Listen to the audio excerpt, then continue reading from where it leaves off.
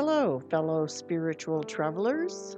Welcome home to Unity Center of Cedar Rapids, a positive path for spiritual living. Our inspirational message today is one that will connect spirituality with your daily life journey. We're glad you're with us.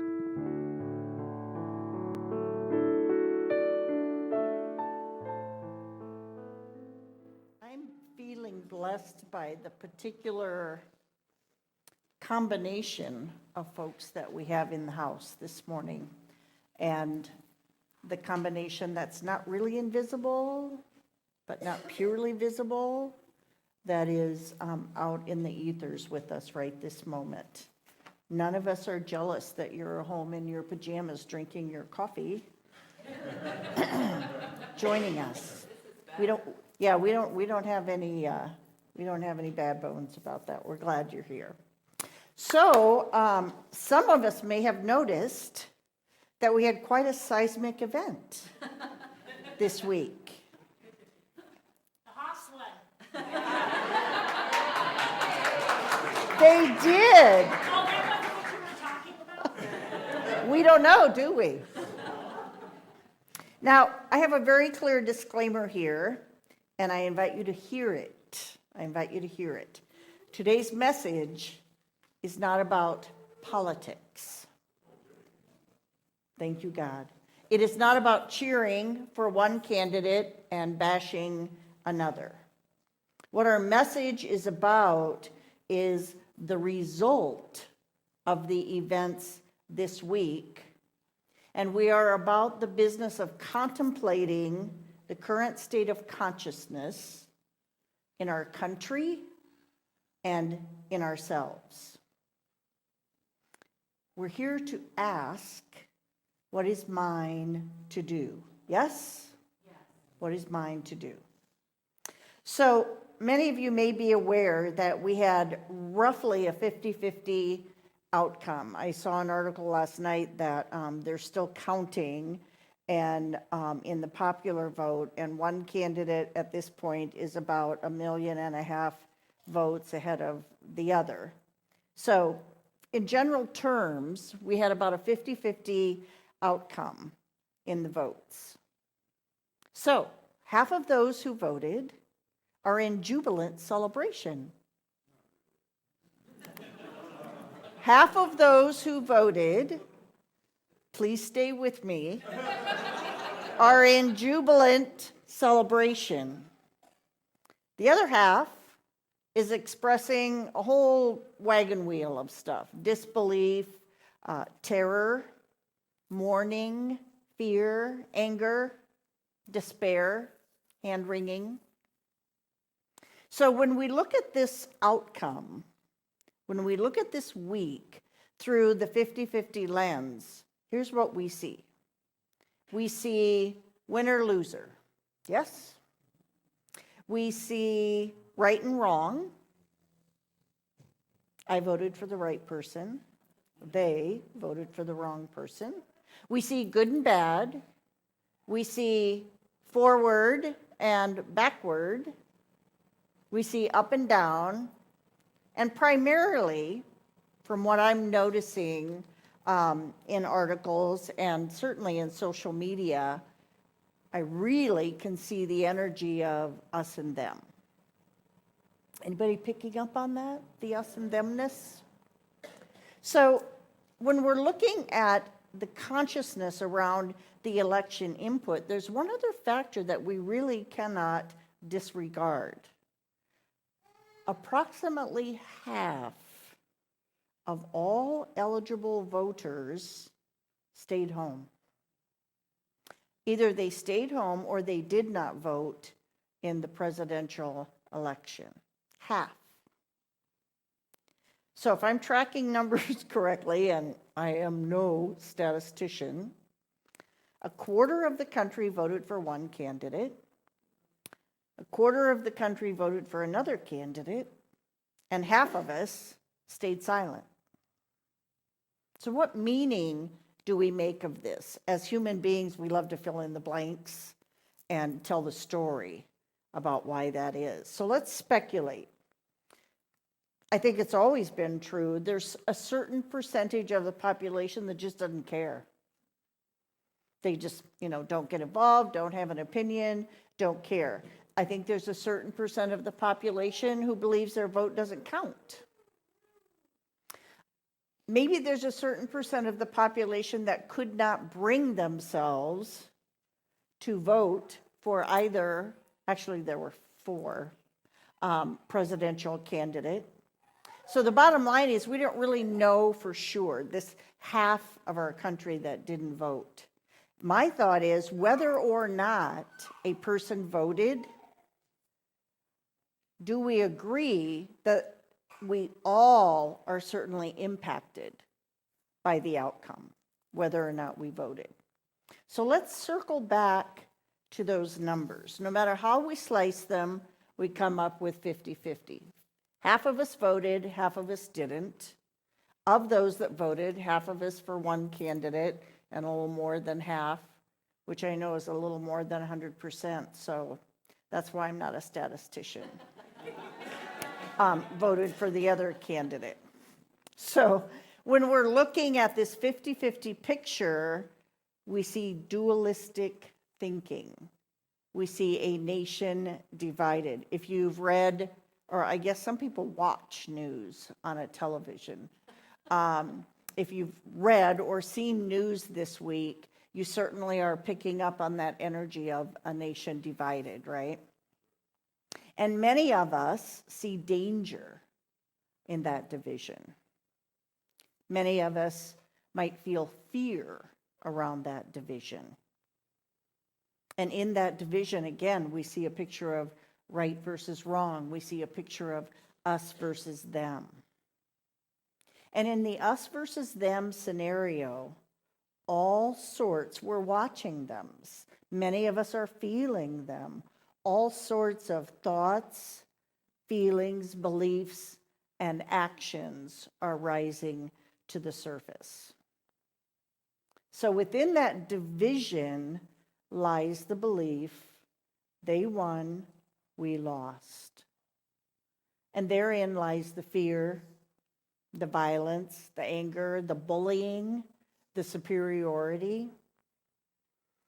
And I want to be very, very clear about something today. I'm not here to suggest that anyone needs to get over how they feel, one way or another. I'm not here to suggest that anyone's emotions, thoughts, feelings, or beliefs do not count. We live in a democracy. We have the freedom to express our thoughts and beliefs. What I'm here about this morning, and again, for those of you who were here last week, we started this really fascinating discourse on death. And I came out of last Sunday thinking that we were continuing in that direction. And then in my walk on Wednesday, this download came in, and it was very clear that it's necessary for us to discuss this as spiritual travelers.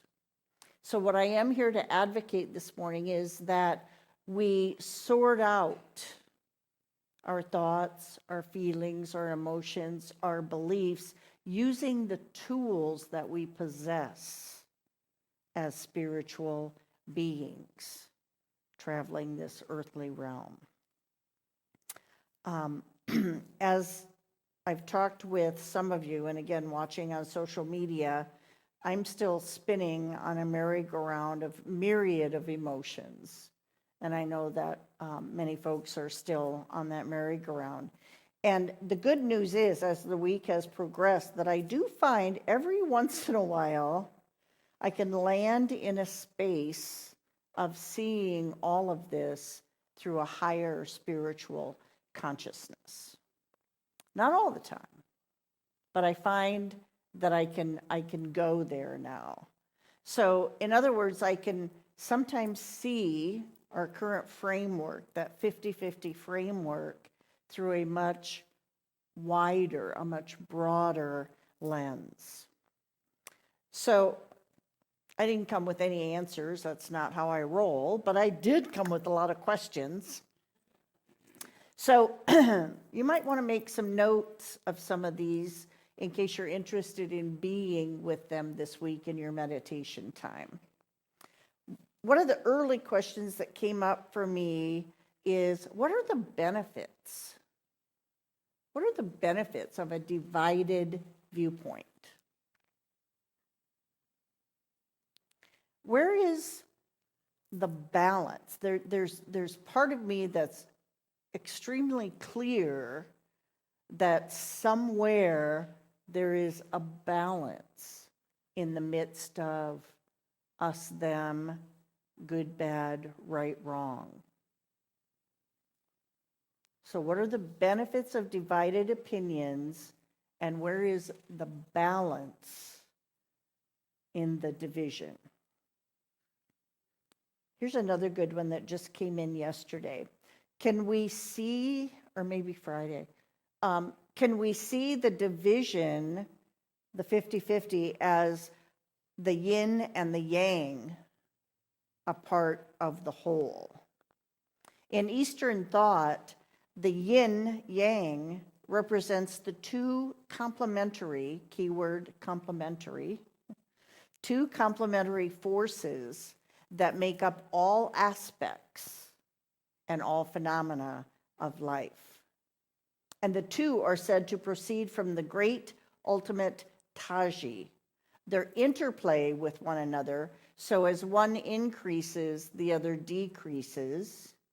Their interplay being a description of the actual process of the universe and all that's in it. Those of us who are students of metaphysics know that it's the, what's the word I want? It's the,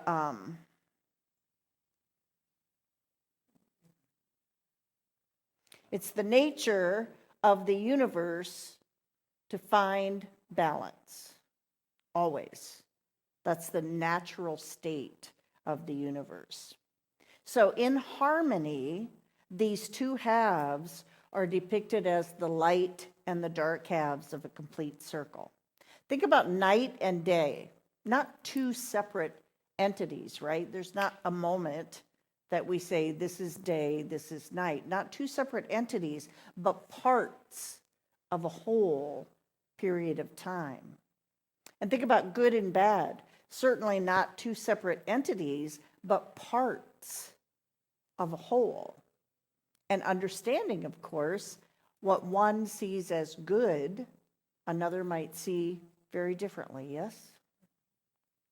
And think about dark and light. Again, not two separate entities, but parts of a whole. So I have another list of questions for us to ponder this week. I'm asking the question, how can I allow myself to be in the midst of this whole spectrum of viewpoints? How many of us have either blocked or unfriended people on Facebook this week?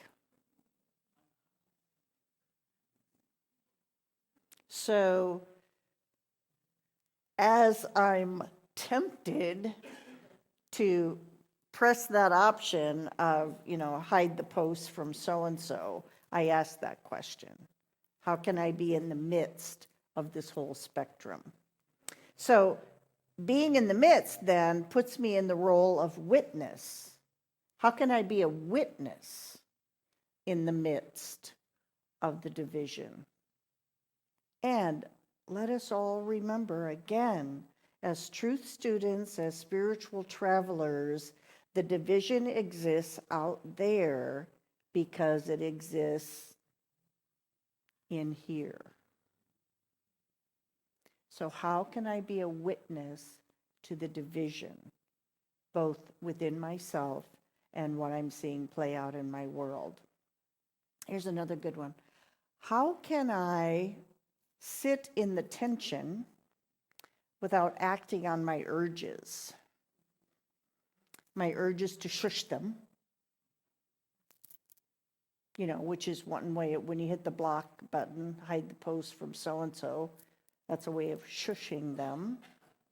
How can I resist my urge to run from it? How can I resist my urge to judge and condemn others because their viewpoint is different than mine?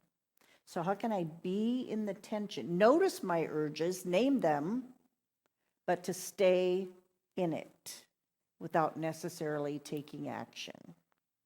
Can I sit in the midst of the tension without attachment to the way I want the outcome to go?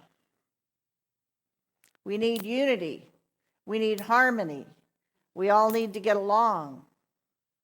One nation under God. It threw me back to a story when we were in ministerial school. Every class kind of has its own energy and mojo. And our class was very noisy. The class before us was very docile and, never disagreed. I think one time I heard it get loud in their classroom. And almost from the get-go, our class was like, people just had a whole range of ways to do things and who we are and what we're going to do and how we're going to go about things. And it came up in a big hurry. And I remember we were actually getting ready to walk over to our induction into the ministerial program by the class before us. And here we are standing in this prayer circle, and somebody piped up and said something, and somebody else said, "Well, I'm not comfortable with that at all." And the whole thing erupted. And so I was standing there with my stomach just jumping. We're all standing there holding hands, like just arguing with each other. And so I'm standing there holding hands, just my stomach jumping and, coming back to my breath. It's like, holy cow, we're not even going to make it to our induction. We're all screwed, right here. And so for weeks, the mantra was, we've got to come together as a class. And I remember we each had an opportunity fairly early in the program to get up before the class and give our little Sunday talk in our communications class. And my message was, we are together as a class, and this is what it looks like. It's messy, not necessarily harmonious. Nobody's voice is left unsaid. There's that. And I remember later the communications instructor came up to me and said, "That was really brave." And I said, it's just been with me all these weeks now, that mantra, we've got to come together as a class, meaning this is wrong. We're not together as a class. We were standing in a circle holding hands throughout that entire argument. Before our 04 person who was to lead us across the bridge of faith to our induction ceremony, watched it all for a few minutes, and then he put his hand up. He said, "Here's what we're going to do. We're going to shut our mouths. We're going to have a prayer. We're going to march across that bridge and go have an induction." And everybody got quiet. We had a prayer. We floated across that bridge of faith. And almost all of us made it through the 2-year program. Not all of us did.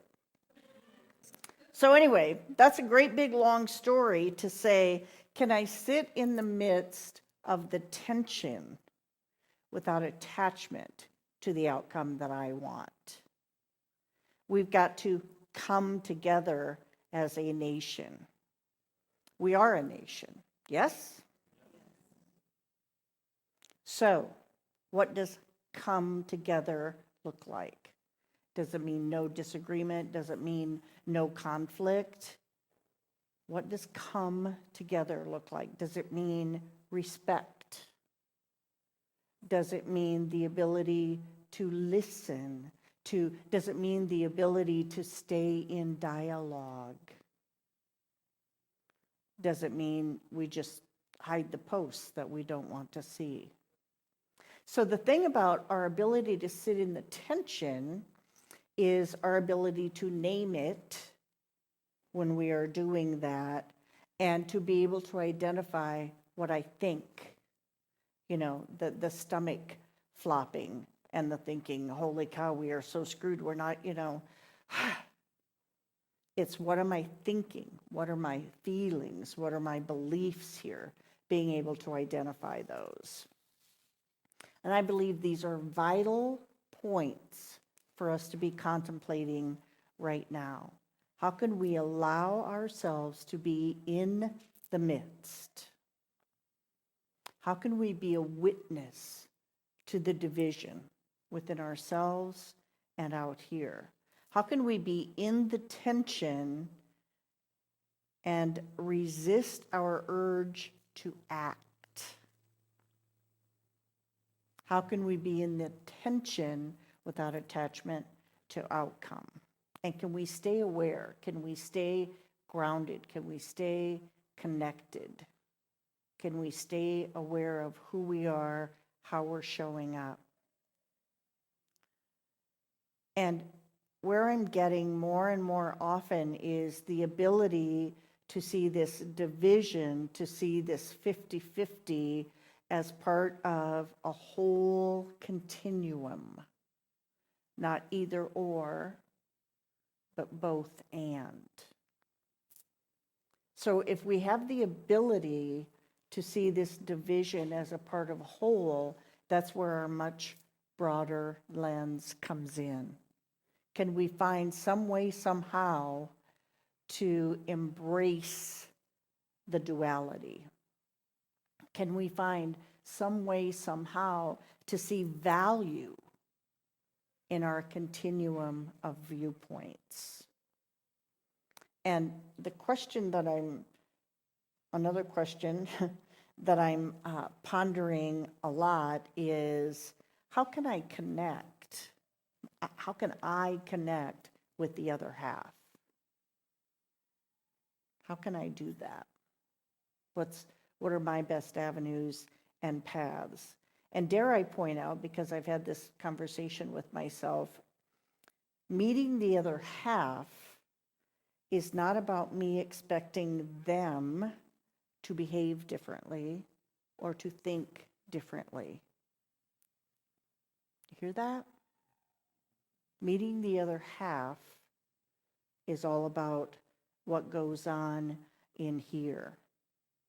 And it's also not necessarily about me bringing someone around to agreeing with my viewpoint. I know I have used a phenomenal amount of restraint over the last 18 months in social media and not posting my thoughts and my opinions. And I think it was Wednesday night late, I saw myself engaging and some rational part of my brain went, time to sign off. But I was responding to this person I know who's done some work for us in the past, and their viewpoint was just so strong, and of course wrong and off, and didn't have all the facts and so forth.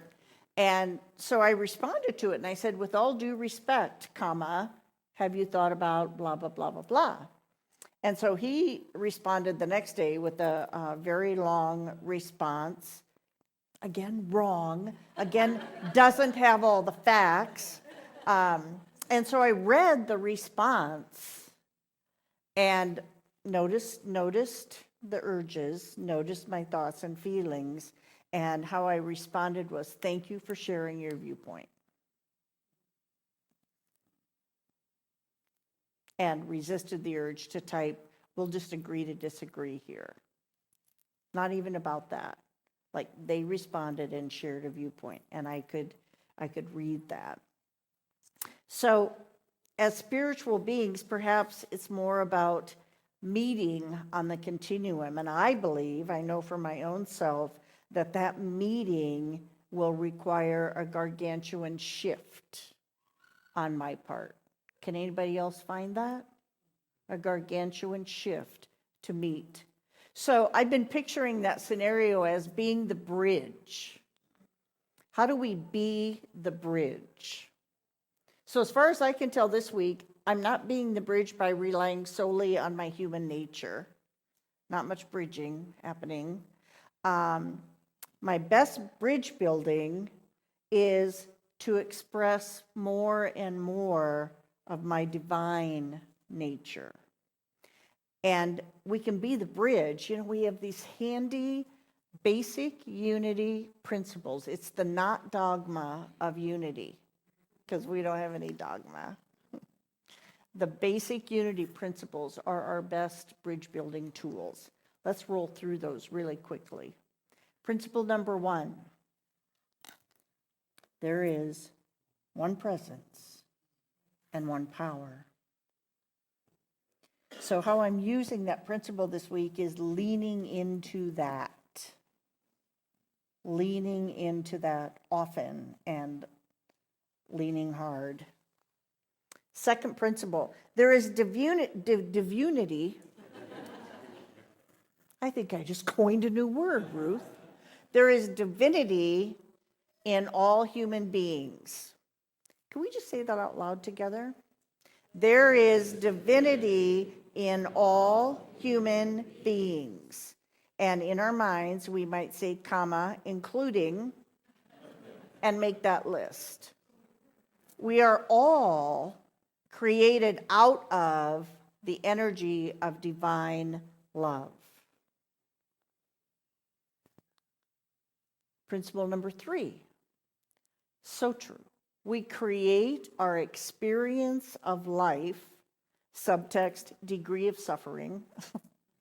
We create our experience of life through our thoughts, feelings, and beliefs. That goes back to that step of, can I be in this tension? Can I be in the midst? Can I be in the division and become aware of what I'm thinking, what I'm feeling, what I'm believing?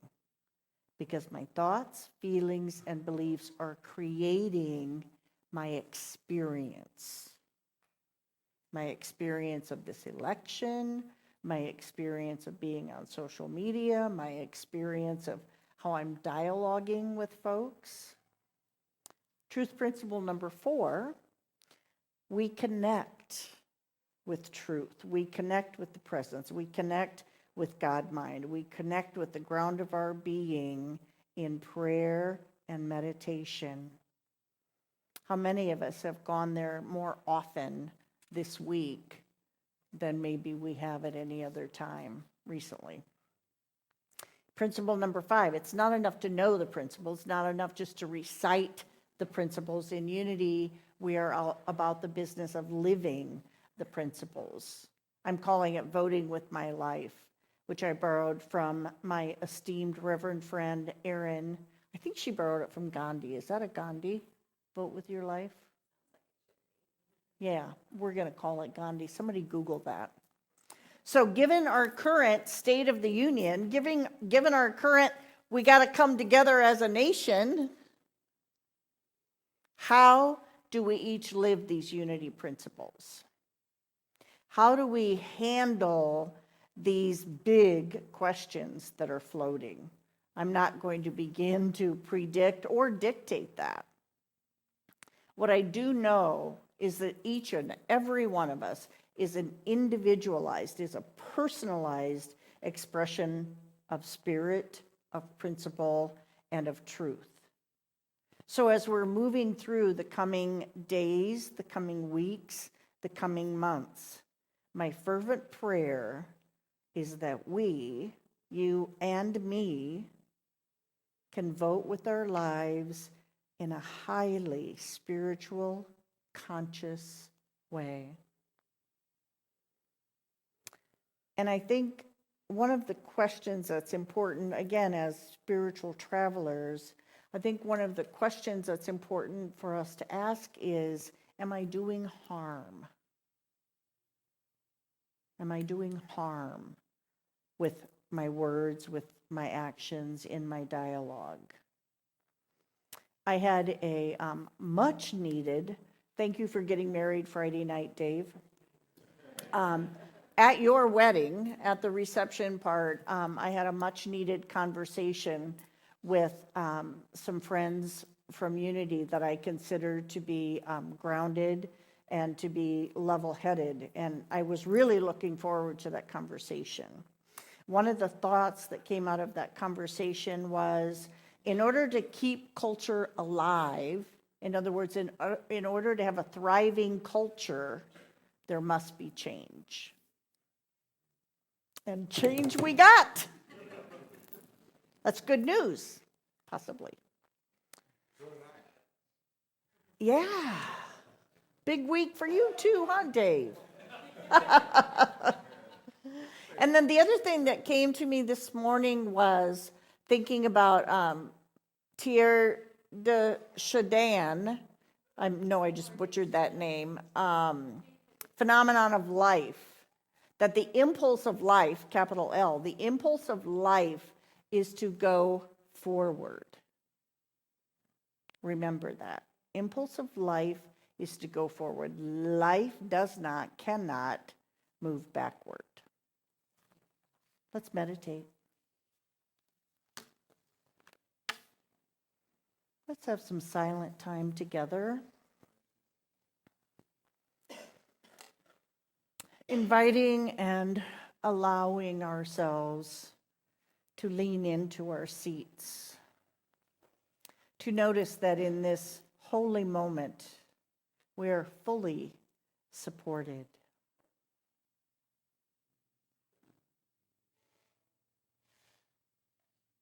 In this moment, getting fully conscious that our vibration of thought, of belief, the spoken word, is so vital right here, right now. I invite you to get in touch with your own vibration, what's radiating from our hearts. And I invite us to energetically connect with the person that's sitting beside us, the person that's sitting before us, behind us.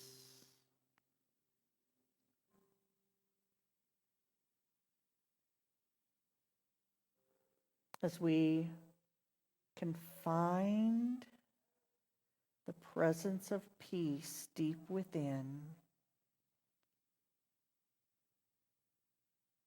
we are guided from a deep, deeply wise consciousness. Be still and know that I am that I am.